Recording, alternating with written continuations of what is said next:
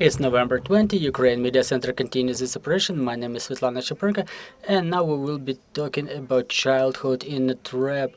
How can we protect the rights of the children who ended up in occupation? Let me introduce our speakers. Joining us are Mariia Sulialina, director of the Almenda Center for Civil Education, Ilias Sheikhisliamov, son of a political prisoner, public figure, member of the Crimean Tatars of Odesa region NGO, Noel Calhoun, deputy head of the United Nations Human Rights Monitoring Mission in Ukraine, Arman Akopian, deputy director of the department and head of the unit for children in wartime, Department for Monitoring the Observance of Children's Rights at the Secretariat of the Human Rights Commissioner of the Parliament of Ukraine, and Yulia Usenko, head of the Department for Protection of Children's Rights and Combating Domestic Violence of the Prosecutor General's Office. And before we proceed to our discussion, I suggest we watch a small video prepared by our guests. So I'm asking the technical team to put it on the screen. So what does the aggressor state do when it realizes that it can't physically destroy the population or part of it? The occupiers direct all their efforts to destroy the national identity, and children and youth are the most vulnerable to this. That's why in the occupied territories, Russia has created an entire system of the destruction of Ukrainian identity of children, whose number is more than 1.6 million. Well, significant funds were allocated for this system. For example, back in 2024, the budget of the Russian Federation for the patriotic education of children amounted to more than $477 million, which is almost 10 times more than in year 2022. Significant funds are. The system has a number of executors, and it's implemented through the formal, informal education and youth movements. I apologize for the technical problems. So what does the aggressor do when it realizes that it cannot physically eradicate the population or some part of it? The occupiers direct all their efforts to eradicate the national identity, and children and youth are the most vulnerable to this. This is why in the occupied territories, Russia has created an entire system of the eradication of Ukrainian identity of children, whose number is more than 1.6 million. Significant funds were allocated for this system. For example, in 2024, the budget of Russian Federation for patriotic education of children amounted to more than $477 million, which is almost 10 times more than in 2022. The system has a number of executors and is implemented through the formal and informal education and youth movements. And here are the mechanisms used by Russia: the eradication of Ukrainian components in education, the implementation of educational standards and programs of Russia, blocking of access to Ukrainian education, termination of teaching in Ukrainian language, Ukrainian literature and history of Ukraine. School teachers get replaced or retrained, and those who do not agree get fired or even deported. Indoctrination is the implementation of systemic planned influence on an individual with an aim of changing their worldview and installing certain ideas. Here's one of the quotes from the educational lessons. Conversations about the important. Our goal is to eliminate the nationalist ideology in Ukraine and to restore trust in relations between our countries. Militarization. It's used to form the readiness to carry out military service in the armed forces and participate in hostilities on the side of Russia. It is implemented through cadet and Cossack classes, campaigns in support of the Russian military, special lessons, youth movements, and camps. Propaganda of the culture of war. Russia deliberately imposes the cult of war on children, glorifies the military, instills the narrative of the great victory, and it does it in numerous ways, raising an army of new soldiers. So, can this be considered only a violation of the Convention on the Rights of a Child? Or maybe it is a war crime? Or even a crime against humanity? Read details using this QR code. Good questions were asked in the end of this video, and we are about to discuss those questions in particular. Our conversation is happening on the 20th of November for a reason, because that's the anniversary of the signing of UN Convention on the Rights of a Child, one of the conventions that Russia fails to comply with. So, Ms. Mariia, what is the general situation with the rights of children in temporarily occupied territories and in the territories where children end in occupation by Russian Federation? Thank you very much for your question. For our organization, it's very important to touch upon the matter of children in temporarily occupied territories today, when the world celebrates the 35th anniversary of the Convention on the Rights of Children, because, as you've properly mentioned, it's an important document for the protection of children's rights. But at the same time, 1.6 million children are deprived of their rights in temporarily occupied territories.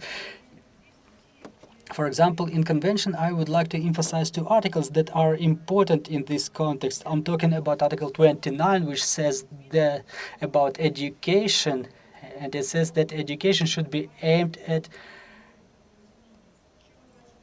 education of peace and understanding in children. And what we see in occupied territories is the use of education for propaganda of war, for indoctrination, for education of respect to the armed forces of Russian Federation, respect to the armed forces of a country which occupied their country, the country that deprived these children of their childhood. And it's also important to mention Article 8, which says about their rights to identity. What we see in temporarily occupied territories is eradication of identity, and those are not sporadic actions by some actors. That's a policy approved by the documents of Russian Federation, starting with the regulations that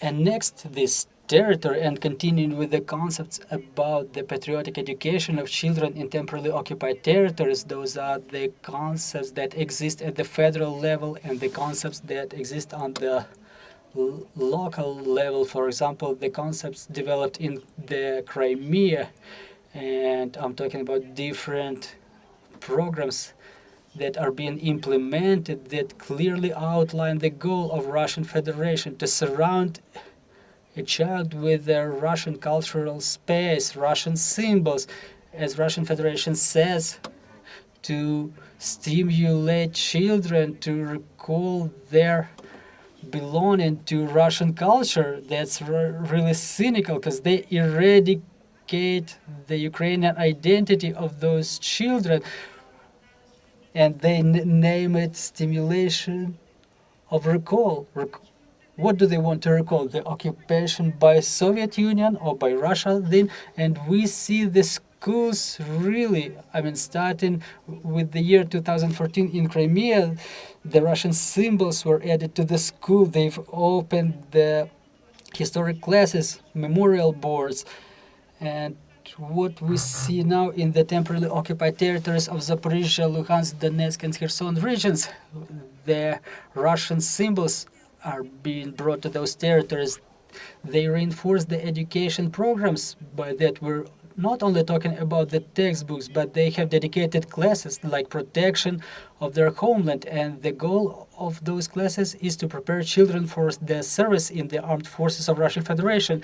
I was asked recently, am I seeing any connection between the policy of Russian Federation on illegal draft in occupied territories, which is a violation of international humanitarian law, and militarization that is happening to the children? I think it's really difficult to fail to see this connection, because the goal of Russia is not only to draft the children and the youth to the armed forces of Russian Federation. Their goal is to change their conscience in such a way that our children want to serve in the armed forces of Russian Federation. And in reality, that's a number of real serious violations that, first of all, we need to continue discussing, because it seems like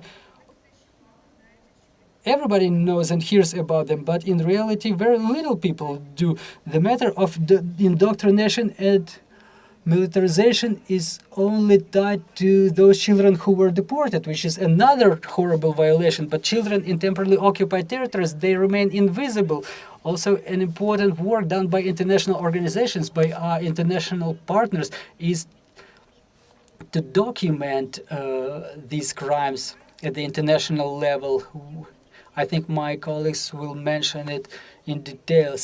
And despite all that pressure, children from occupation, they want to retain their connection with Ukraine. They still enter Ukrainian higher educational institutions, and Ukraine makes a step forward. They take all reasonable and possible efforts to continue maintaining ties with their children. And it seems to me that when we talk about the children in occupation, when we talk about the system, we still need to clearly articulate that in this system, the children are the victims, because this system is implemented not starting from the school, but starting from the kindergarten. The conversations about the important things are supposed to be held in kindergartens as well. So the children at the stage of formation of their consciousness, they end up under this serious pressure of indoctrination and militarization, and they are the victims.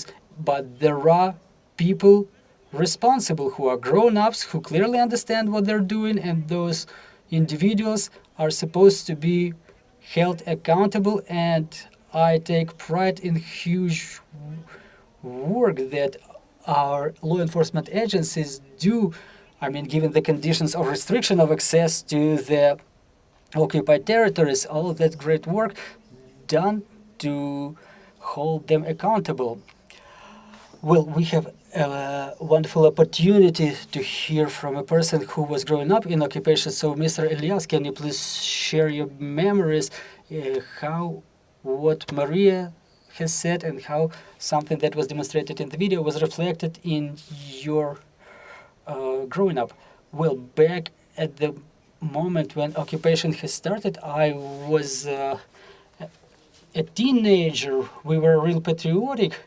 The revolution of dignity has started. We had Euro 2012. Ukrainian nation has demonstrated that we want to be together with Europe, and then the occupation of Crimea has started.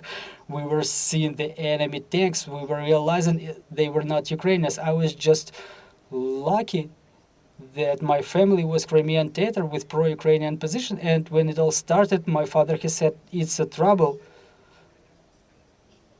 Those are the remnants of the Soviet system. We're not gonna have normal life. I mean, the people with pro-Ukrainian position. Well, we were real worried about that back then, and then the so-called referendum, we postponed it with our protests maybe 1 or 2 days, but unfortunately it has happened. But the fight near the parliament of Crimea with the Ukrainian flags, I mean, it will be added to the Ukrainian history as a moment of birth of strong political nation that is countering the enemy's invasion now. And as it was said in the video, in school they were trying to impose this idea on us that we all stand for Russia. And back then, we had 8 people studying in my grade. In 2014, it turned out that we have 2 Crimean Tatars and 4 Russians. Meanwhile, nobody left our class. It's just the parents who started brainwashing their children through that propaganda that they are supposed to do this and that. It was clear that for me that I would not be able to study at that school anymore, because what they were trying to convince us of, I was unable to tie all those concepts with myself. The head of the village council who was coming to our school and to my class, and they were asking, come on, Ilias, you're gonna live better now. And I was telling them, no, that's not true, and they were trying to silence me. On the 9th of May, everybody was trying to make pictures with the Colorado strip. I know the story of the Georgian stripe. They were issued to Potemkin troops by Ekaterina II for eradicating a nation, and for me it was a sign of occupation. It was no sign of, not a symbol of great victory. Back in 2013, I've changed the school because I realized I wouldn't be able to study at that school. I entered Crimean Tatar school with Crimean Tatar curriculum, the language of education. Crimean Tatars were taking pro-Ukrainian position, and we were not being imposed all those Russian ideas back there, and they were trying even to educate us in Ukrainian, but they said like 2 languages are enough. You're studying Crimean Tatar, you don't need a 3rd language, I mean Ukrainian. So basically none of my relatives were supporting occupation. I was being raised in more or less pro-Ukrainian bubble, I would say. However, as I've said, in 2014, my father, one of the first things that he's done after the occupation, he installed a satellite antenna, because we wanted to have Ukrainian TV channels. After the year 2014, we were watching football, Ukrainian football, we were watching Ukrainian news, Ukrainian TV channels, in order not to forget the language in general. And as a football fan, it was painful for me to watch. Like I've seen people putting on Dynamo Kiev and Shakhtar Donetsk t-shirts, and then they started putting on CSKA Moscow or Zenit St. Petersburg.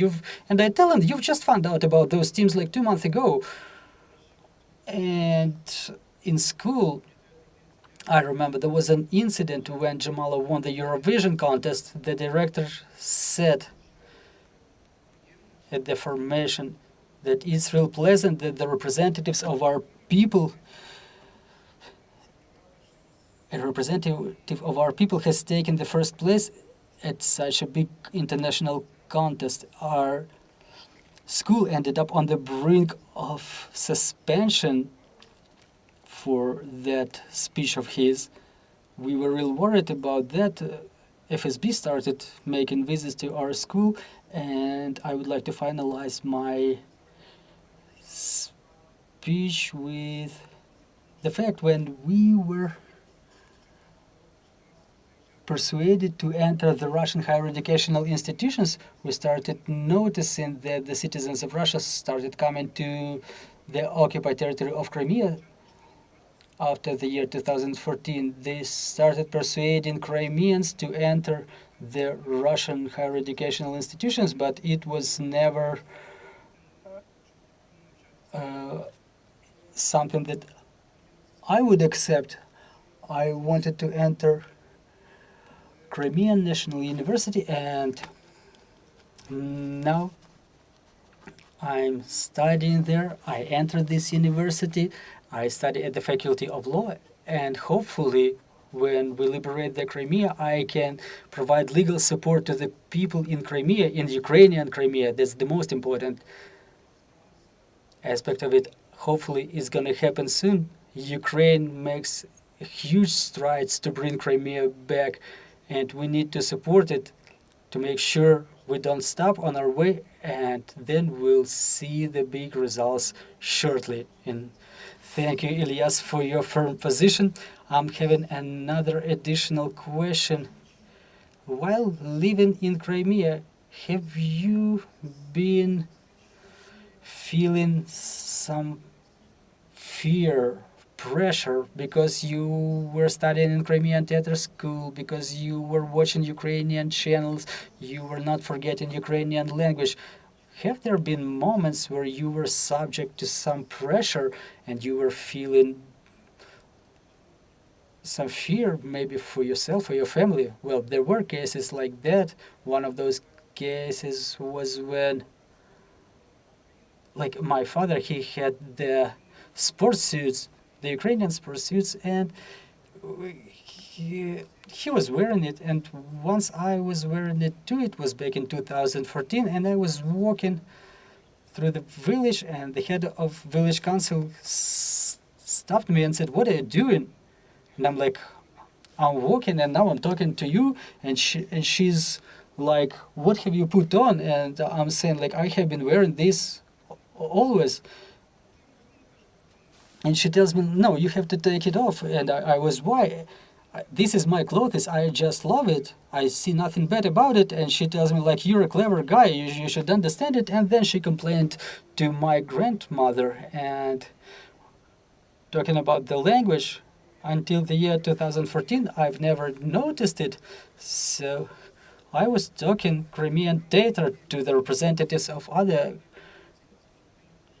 to other representatives of Crimean Tatar people, and other people, while coming to Crimea, they started asking, what is the language that you're using in the public space?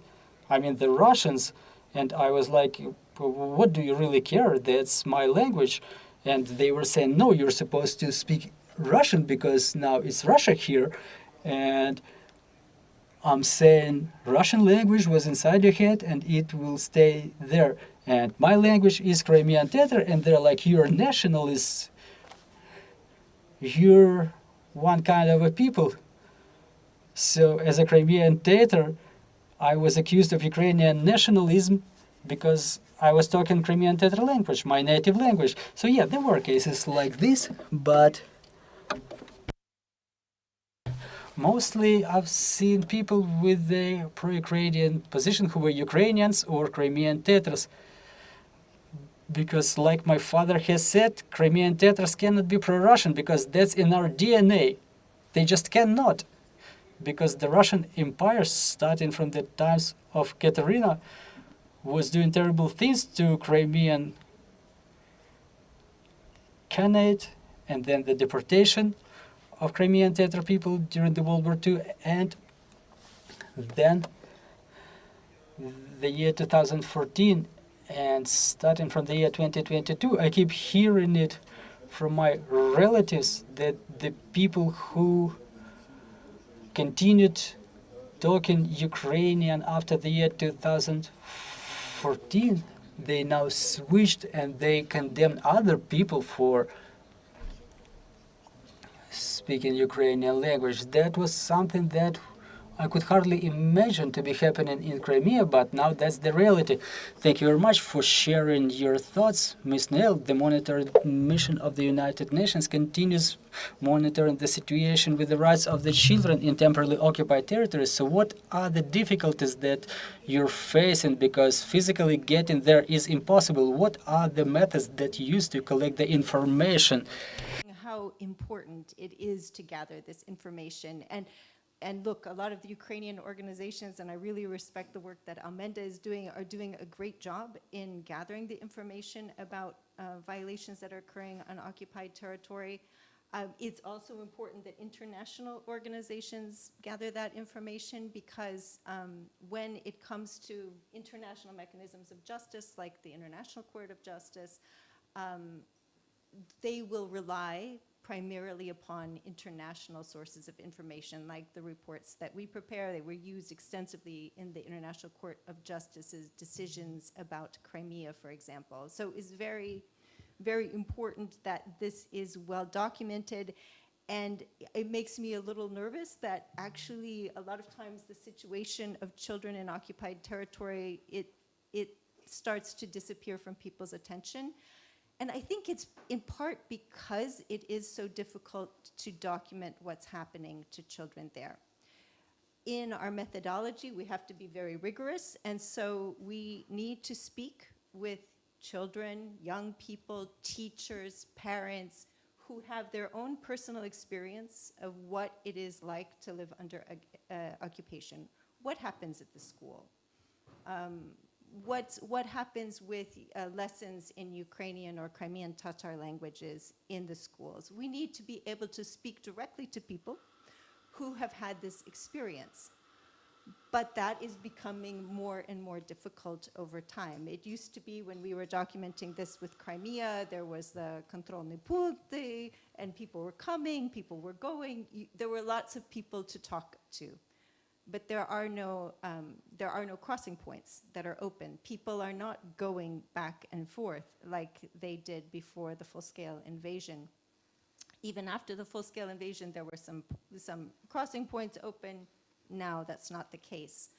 So the lack of movement makes it difficult, and the second thing is the atmosphere of fear. So people in occupied territory lacking access to Ukrainian sources of information, to the Ukrainian internet, having a fear of surveillance, a fear of the authorities finding out that they're sharing information about life under occupation. People are afraid to share their experience. Even when they come to a government-controlled territory, where it's safe to speak out, they may have relatives who are remaining in occupied territory, and that may prevent them from speaking. And then people want to, of course, protect children. You know, it's not easy to interview children about their experience. However, it is very, very important to gather this information, to document it for purposes of accountability, but also for the purpose of thinking about their future and the future of Ukraine. Occupation is temporary. That's the whole idea in international humanitarian law. Occupation is temporary. That's the definition of occupation. And so what happens after? What happens when these children, all the children are living together? What will be the situation? And we need to think about that future as well. And one aspect of this makes it a little bit easier to document, and that is that it is the Russian Federation's stated policy to change the identity of the children, to turn the children the Ukrainian children on occupied territory into loyal citizens of the Russian Federation. For example, in September of this year, Russia adopted their state cultural strategy until 2030. And it's very clear. It says the most important goal of our strategy is to integrate what they call the new territories, or what we would call occupied territory, into the Russian cultural space. And one of their indicators of success is increasing the number of children who receive patriotic education and training in military skills. So it's very open, and that means that there's a lot of open source information available.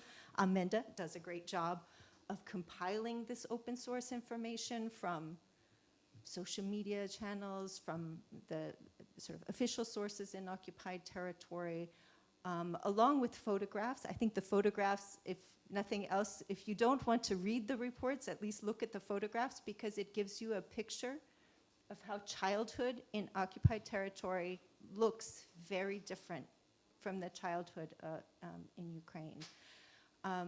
So using open sources is good, but it can never be enough.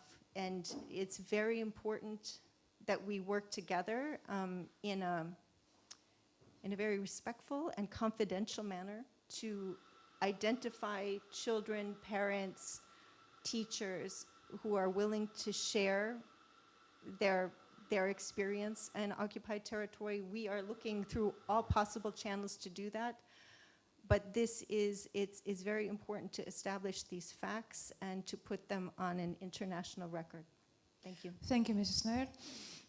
Пане Армане, Російська Федерація нехтує Mr. Arman, Russian Federation neglects all of the provisions of international humanitarian law when it comes to the rights of children, generally to the policies and the convention that we've mentioned in the beginning. It just doesn't exist for the Russians. What does Ukraine do, and what does the international community do to make sure that children in the temporarily occupied territories at least have some of their rights protected?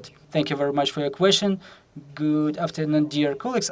I would like to continue what Ms. Noel was saying, and I would like to thank Almenda for organization of this event, because the topic of the children who were left in temporarily occupied territories, the topic of their rights is extremely important for the time being. I would like to mention probably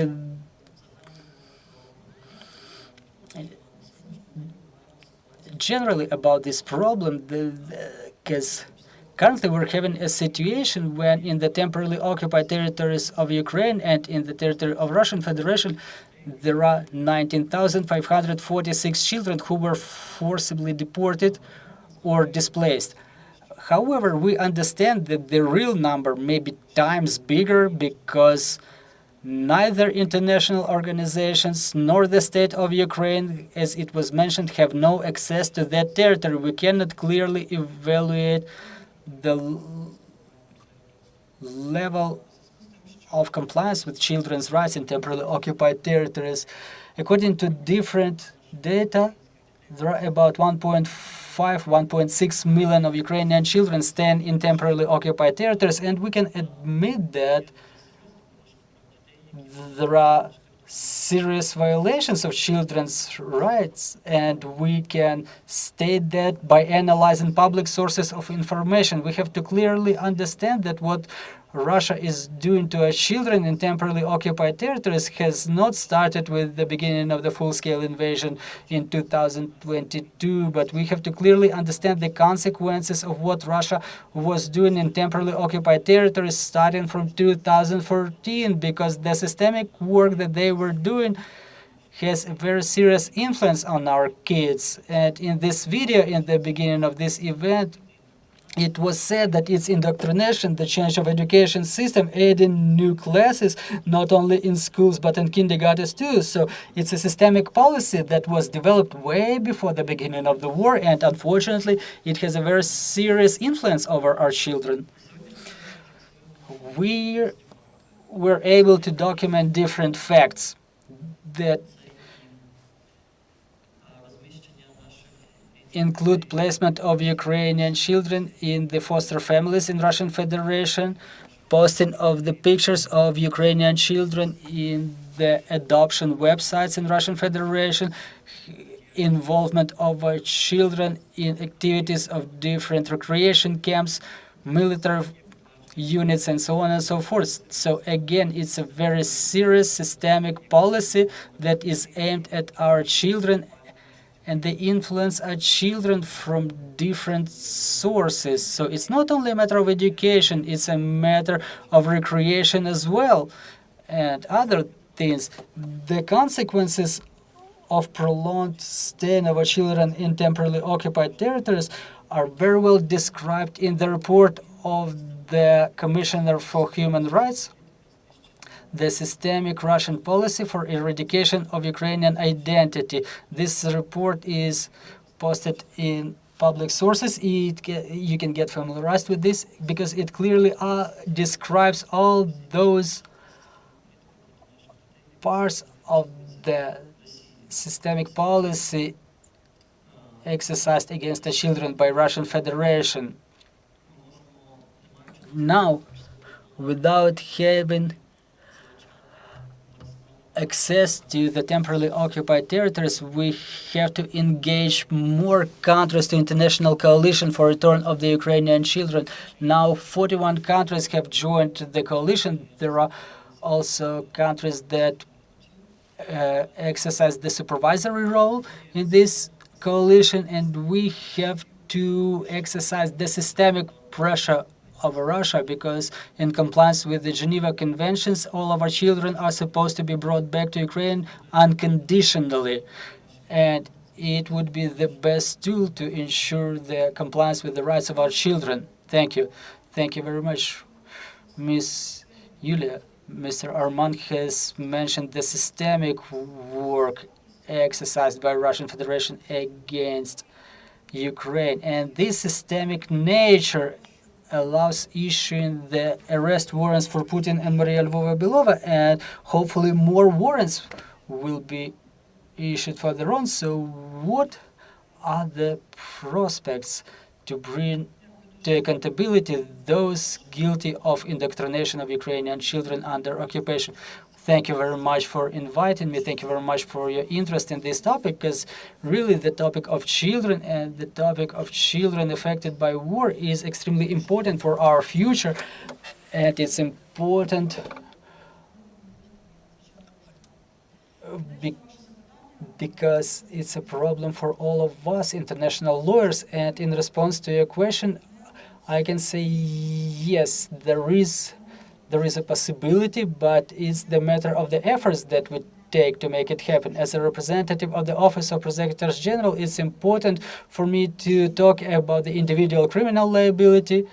We work on it in coordination with the colleagues from International Criminal Court, but what's important to mention about the systemic nature? Yes, in many cases we see that the policy of Russia, one way or another, is aimed at full assimilation of our citizens remaining in temporarily occupied territories, to make them a part of Russian society, and they will succeed in this area using our children, because the children are a good tool for manipulation, including manipulation of the adults. Talking about the system, I will get back to the matter of legal accountability, but let me mention something. Now that we document the crimes of Russians committed against Ukrainians in temporarily occupied territories, as we analyze them, we see clear pattern. On top of horrific things that we're seeing every day, when our children are getting injured and killed, severely injured, when our children are being subject to abductions, torture, deportation, we're seeing that Russia is clearly building its policy aimed at political indoctrination. Starting with the year 2022, Russia was shading its legislation that contemplates a simplified procedure for acquisition of citizenship for the children who remained in temporarily occupied territories, and they've amended that legislation thrice. They've made the last amendment in the January 2024, and as a result of those changes, we see that the procedure of acquisition of citizenship for our children who remain in temporarily occupied territories, I want to emphasize it, I'm talking about the orphans and those with limited capacity. Basically, those who are supposed to have their legal representatives, such as a foster parent, those who cannot make decisions on themselves. And this procedure doesn't contemplate any consent on part of the children. And the decision is made by a legal representative, a foster parent, a person loyal to Russian authorities, to the occupational authorities. Then what happens in parallel? In February 2023, Russia completely neglecting the international humanitarian law that clearly outlines the way of education in temporarily occupied territories, the ways that the occupational authorities should act. It said the international humanitarian law says that the occupational authorities are supposed to support the educational institutions in a way that they exist.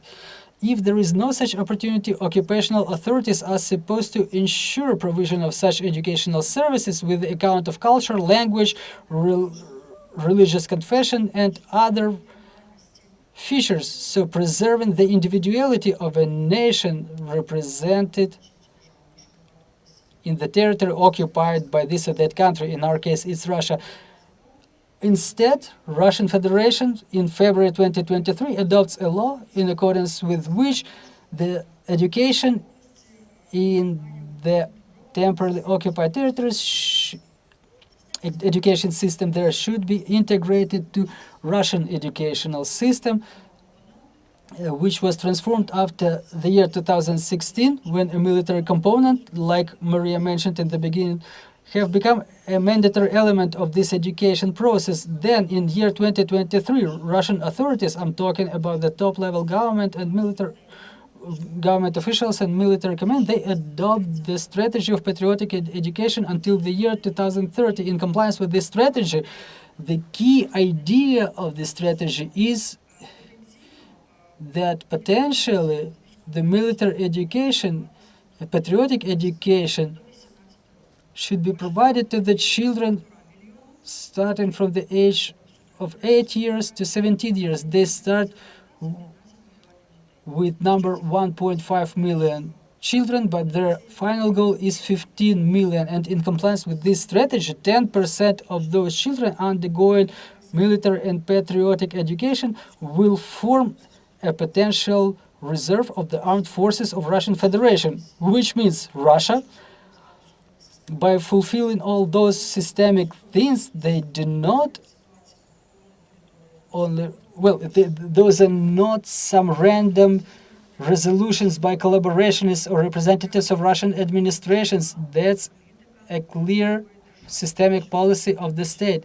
Top-level military command and government officials that is aimed at what we're seeing in Crimea now, to raise the children who will take the arms to fight against their own people, their own country, and probably, as we're witnessing today, against their own relatives. What is our opinion on the prospect of bringing the perpetrators to liability? As Russia deports the orphans and other children who have lost, for example, their parents, or those who have parents in temporarily occupied territories, again, neglecting international humanitarian law without informing any international organization about personal details of the children, any details of those children that they deport, we're seeing it not only in national perspective, but also in international perspective. We have our own national investigation, but there is another investigation by International Criminal Court. We have 2 warrants, in my opinion. Those are the key decision makers in the country that are responsible for well-planned war crimes against our children.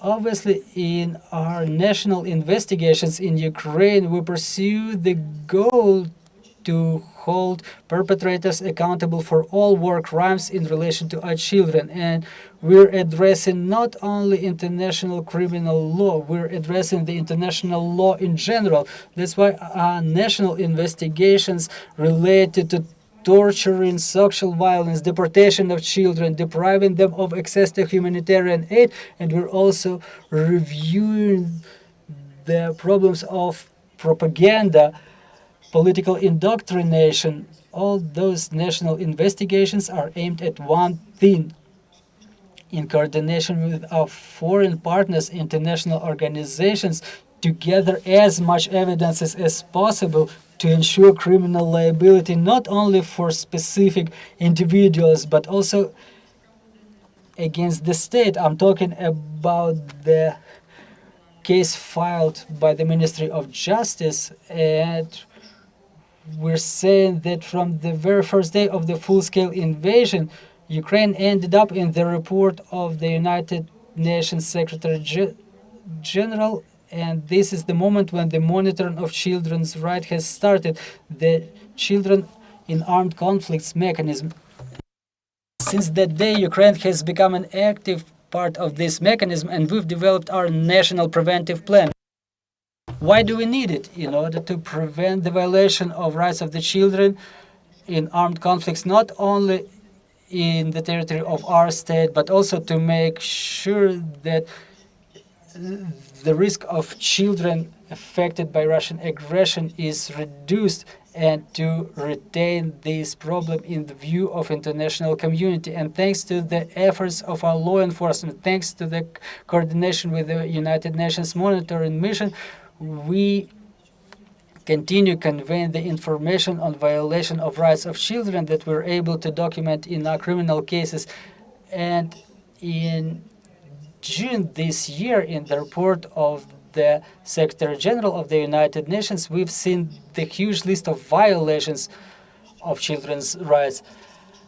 And we're saying that the prospect of accountability depends on how thoroughly we collect the evidences, how objective and relevant are those evidences for national and international investigations, not only for the time being, but years after that, because we clearly understand that international crimes cannot be investigated quickly. We need to collect as much evidence as possible to make sure we can bring those individuals to liability who commit crimes against our children. And I would like to finalize my speech with the words of the Prosecutor of International Criminal Court, and I believe this is what's going to happen. Again, I'm quoting, Many may think that the law is not strong enough. However, you should understand that the law is not as weak as some may think. That's why it's important to work as much possible on our part to document the evidences. If we can put together a criminal case and serve a notice of suspicion, that's good. If not, then we continue working. We have to make sure that no single war criminal is unpunished, is impugned. Thank you for such a profound view of the problem. We have a little bit of time for questions. So, dear journalists, if you have any questions to our speakers, please take the microphone. Thank you very much. Victoria Kardovan, Suspilny Krim. I'm having a question. What are the activities that happen when a child is being brought back from temporarily occupied territory to the territory under Ukrainian control? Is there any work done to restore the Ukrainian identity? Thank you very much for your question. I would like to mention that upon the initiative of the President of Ukraine, the Center for Protection of Children's Rights is established in the Secretariat of Commissioner for Human Rights. Every single child brought back from temporarily occupied territories or Russian Federation by international organizations or Ukrainian law enforcement agencies, they are being surveyed in that center, and there is a multidisciplinary task force working there. The representatives of the Office of the Commissioner are part of this multidisciplinary task force, and their mission is to identify the needs of the child and to ensure that the needs are covered. We involve child therapists, we renew children's documents, so every situation, every child is unique. And answering your question, all of the needs of the children are covered, not only those needs that were mentioned by the children or their representatives or the parents, but the needs that are being identified by the multidisciplinary team or those that can be identified by children's therapists, and all the needs are covered. Thank you. Well, let us finalize at this red alert signal. If you want to proceed to the shelter, the entrance to the shelter is near the exit from our studio, and we continue just for a couple of minutes. Miss Mariia, yes, I wanted to add just a little bit in response to this question, because my colleague has mentioned the children who are being brought from forced deportation. We are also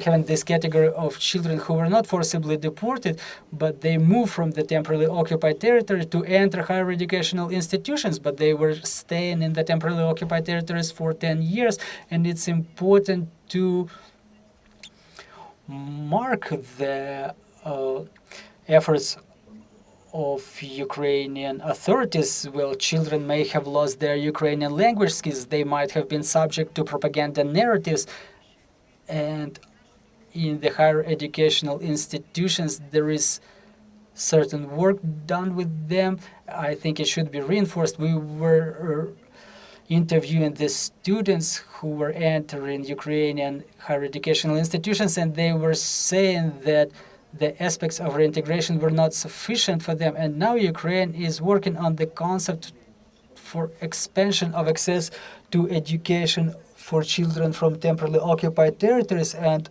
a lot of attention is paid to the roles of the teachers, because the teachers are those who work with the children with different experience of war, and they can help the children to